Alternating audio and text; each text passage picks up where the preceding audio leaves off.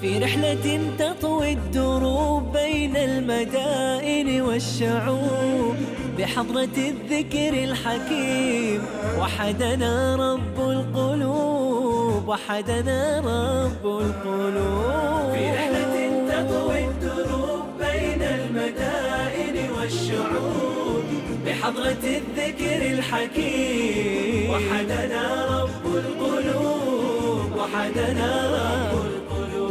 ولحفظ آيات الكتاب قد أتينا كل باب، نمضي على درب الصواب من قبل أن تجلو الخطوب، من قبل أن تجلو الخطوب. في رحلة تطوي الدروب بين المدائن والشعوب، بحضرة الذكر الحكيم وحدنا رب القلوب، وحدنا رب القلوب.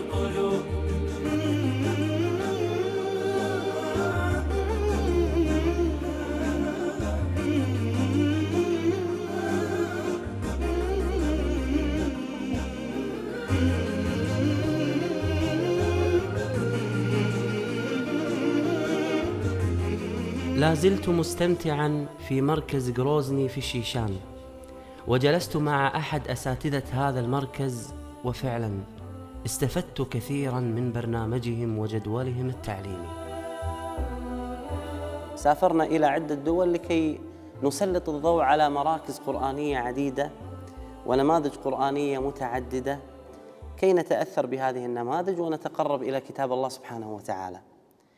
وعندما وصلت بفضل الله سبحانه وتعالى إلى الشيشان، وأقولها والله سبحانه وتعالى شاهد على كلامي، أنني في هذه الرحلة لم أرى مركزاً بمثل هذا المركز القرآني.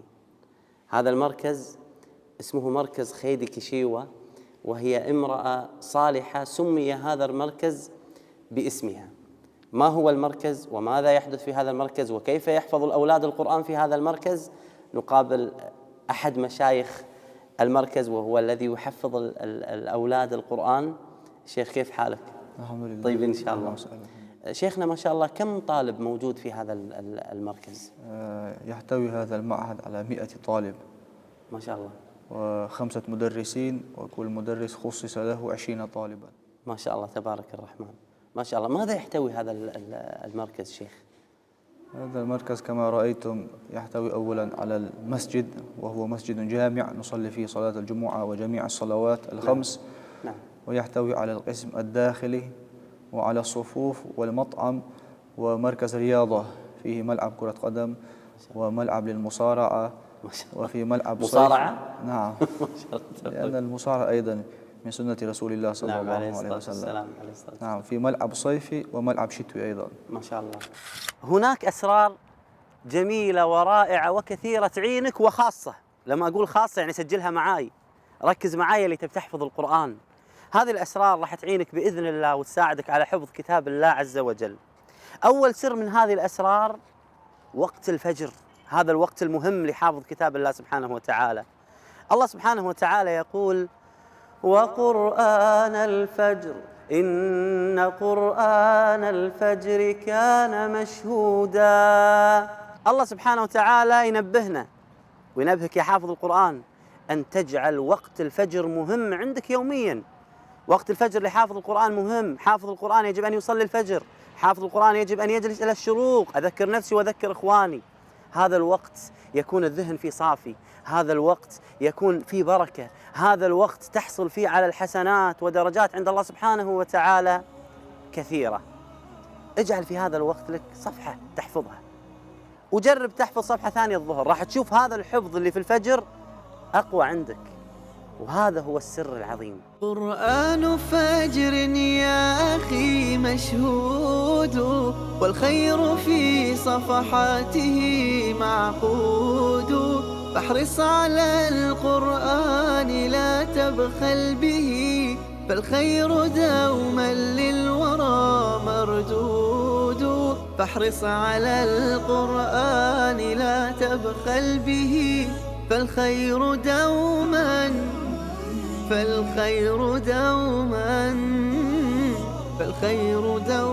للورى مردود.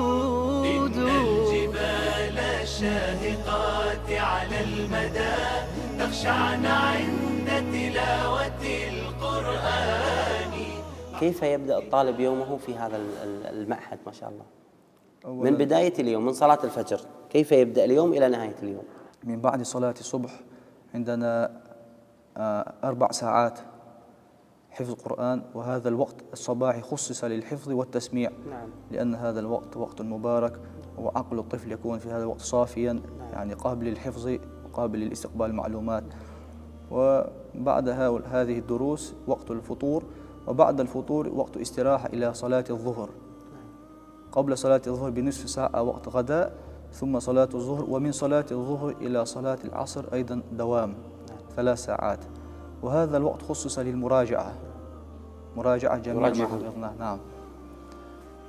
وبعد صلاة العصر في هذا المسجد إلى صلاة المغرب هو وقت رياضة كما قلت، لكرة القدم وللمصارعة، وخصص لهذا العمل مدربون يعني خصيصون ما شاء الله حتى يحافظوا على الطلاب. نعم.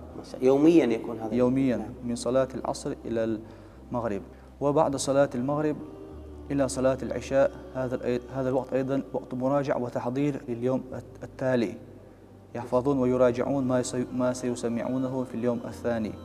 وبعد ذلك صلاة العشاء جماعة، وبعد صلاة العشاء هذا الوقت وقت نوم وانتهاء. ينامون. ما شاء الله تبارك، جدول رائع فعلا ومتميز يساعد الطلبة على حفظ القرآن، ولا يتقيد الطالب فقط في الحفظ، وإنما عنده وقت للترفيه.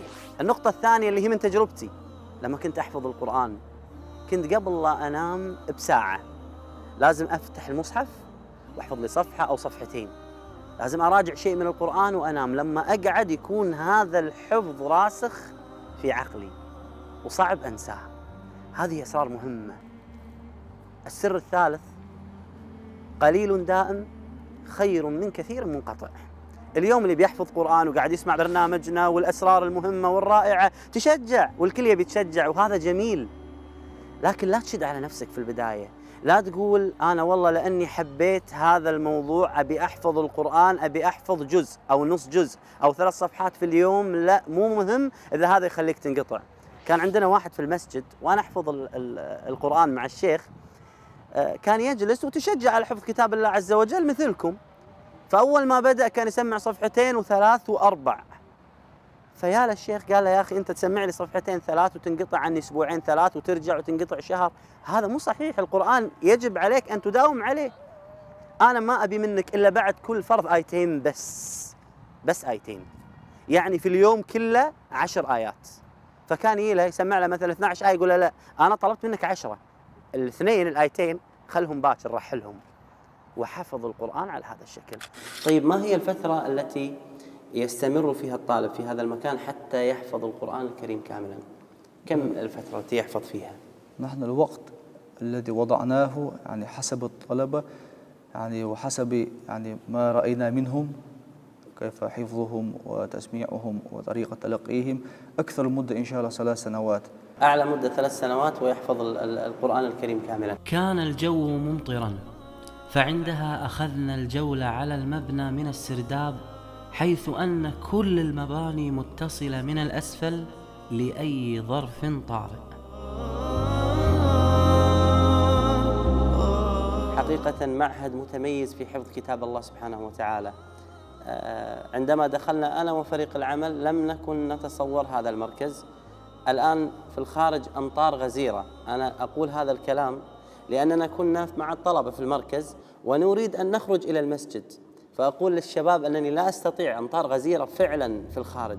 فقالوا لي لا تخف، في أماكن تستطيع أن تخرج من الأسفل وتخرج إلى المسجد من غير أن يعني يصل المطر إليك. تتخيل أن كل المعهد هذا مترابط مع بعضه حتى من الأسفل في الأرض من السراديب. شفتوا معاي هذه المراكز الجميلة القرآنية الرائعة في الشيشان، والله الفتت انتباهي فعلا. البعض كان يعتقد أن هذا المكان لا يمكن أن يحصل في بلدنا مثلا الكويت. المركز هذا، المسجد الرائع، الحديقة الرائعة، المكان الذي يسكن فيه الطلاب لمدة 2 أو 2.5 يحفظون كتاب الله سبحانه وتعالى ويجلسون في هذا المكان. تخيلوا والله كنت أجلس مع زملائي وأحبابي أهل القرآن، أرسم هذا المكان، أقول أتمنى يكون عندنا في الكويت مثل هذا المكان، مسجد رائع، حديقة رائعة، سكن رائع، مطعم جميل، مكان يحتاج كل إنسان يريد أن يحفظ القرآن. كانوا يقولوا لي مستحيل، إلى أن أتيت إلى الشيشان ورأيت هذا المركز الجميل جدا الذي يحفظ فيه هؤلاء الأولاد القرآن. أتمنى من قلبي أن يكون عندنا في الكويت وفي الخليج هذه المراكز الجميلة، وفي كل دولنا العربية والإسلامية مراكز تهتم بالقرآن. لا يحتاج هنا الطالب أن يخرج لكي يلعب في هذا المكان. أسأل الله سبحانه وتعالى لهم التوفيق، وأسأل الله سبحانه وتعالى لهم الأجر على الاهتمام بكتاب الله سبحانه وتعالى.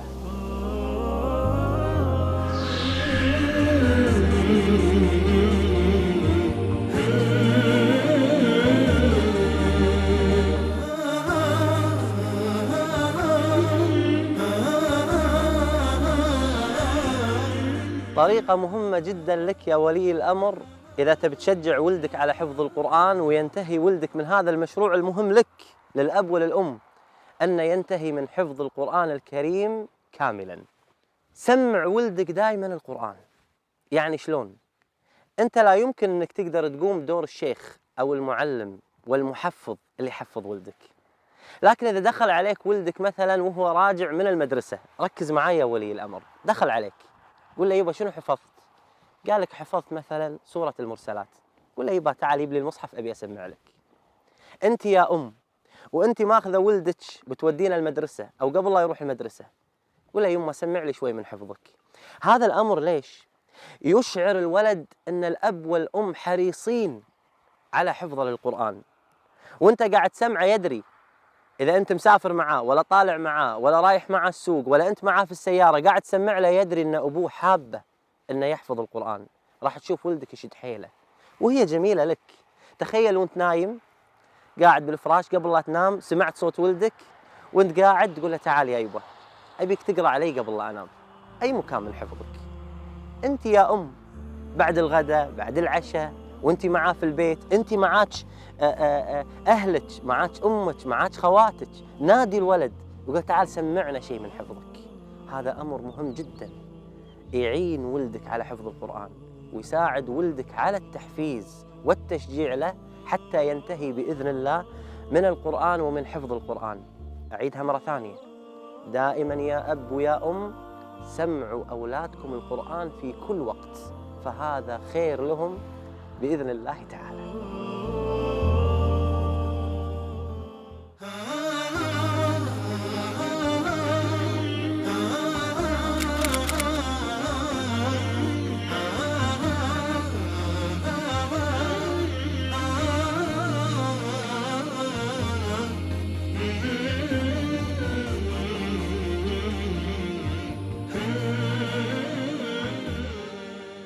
في مؤسسة أبرار مصر قابلت عبد الوهاب عبد اللطيف الذي يحفظ القرآن كاملا وهو مصاب بمرض الداون. وأجلس مع أحد النماذج الرائعة حافظ لكتاب الله سبحانه وتعالى وهو من هذه الفئة الخاصة. شيخ عبد الوهاب. نعم. كيف حالك يا حبيبي؟ الحمد لله كويس. طيب إن شاء الله. الحمد لله. تحفظ القرآن عبد الوهاب؟ كم سنة عمرك حفظت القرآن؟ كم كان عمرك؟ 14 سنة. حفظته كامل؟ ما شاء الله ما شاء الله. تراجع القرآن يوميا؟ براجع كل يوم. ازاي بتراجع؟ براجع يعني بختم كلهم في أسبوع كده. تختمه كله في أسبوع؟ طبعا الإعاقة اكتشفناها مبكرا، خدنا فترة في العلاج، وبعدين أحد الأطباء نصحنا قال وجهوا عبد الوهاب لحفظ القرآن.